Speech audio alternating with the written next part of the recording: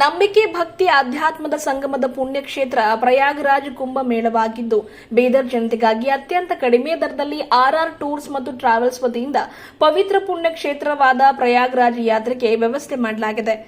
9 ದಿವಸಗಳ ಕಾಲ ಈ ಪ್ರವಾಸವಿರುತ್ತಿದ್ದು ಫೆಬ್ರವರಿ 20ರಂದು ಸಾಯಂಕಾಲ ಜನವಾಡ ರಸ್ತೆ ಮಾರ್ಗದಲ್ಲಿರುವ ಹನುಮಾನ್ ದೇವಸ್ಥಾನದಿಂದ ಈ ಯಾತ್ರೆಗೆ ಚಾಲನೆ ದೊರಕಲಿದೆ ಎಂದು ಆರ್ಆರ್ ಟೂರ್ಸ್ ಮತ್ತು ಟ್ರಾವೆಲ್ಸ್ನ ರಾಮರಾವ್ ಕುಲಕರ್ಣಿ ಅವರು ಮಾತನಾಡಿ ತಿಳಿಸಿದ್ದಾರೆ.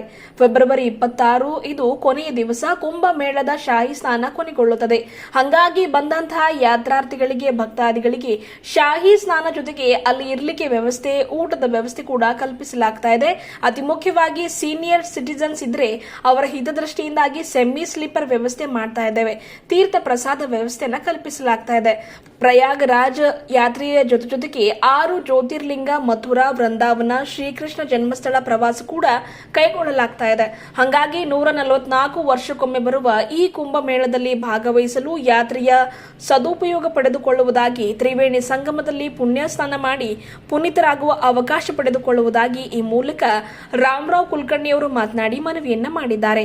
ಹೆಚ್ಚಿನ ಮಾಹಿತಿಗಾಗಿ ಸ್ಥಳ ಮೋಹನ್ ಮಾರ್ಕೆಟ್ನಲ್ಲಿರುವ ಬೀದರ್ನ ರೈಲ್ವೆ ಸ್ಟೇಷನ್ನ ರಸ್ತೆ ಮಾರ್ಗದಲ್ಲಿರುವ ಸಿಎಂಸಿ ಕಾಂಪ್ಲೆಕ್ಸ್ನ ಶಾಪ್ ನಂಬರ್ 24ರಲ್ಲಿ ಇರುವ ಕಚೇರಿಗೆ ಬಂದು ಸಂಪರ್ಕಿಸಬಹುದಾಗಿದೆ.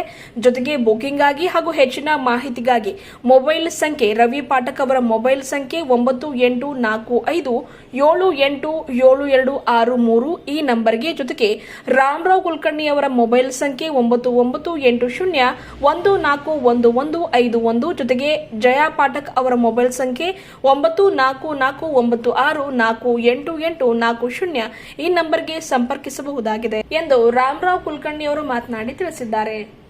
ಈ ಸಂದರ್ಭದಲ್ಲಿ ರವಿ ಪಾಠಕ್, ಜಯಾ ಪಾಠಕ್ ಅವರು ಉಪಸ್ಥಿತರಿದ್ದರು. ನಮಸ್ಕಾರ. ಬೀದರ್ ಮಹಾಜನತೆಗೆ ಆರ್ಆರ್ ಟೂರ್ಸ್ ಆ್ಯಂಡ್ ಟ್ರಾವೆಲ್ಸ್ ವತಿಯಿಂದ ಪ್ರಯಾಗರಾಜ್ ಯಾತ್ರೆ ಹಮ್ಮಿಕೊಂಡಿದ್ದು 9 ದಿನಗಳ ಕಾಲ ನಮ್ಮ ಈ ಪ್ರವಾಸ ಇರುತ್ತದೆ.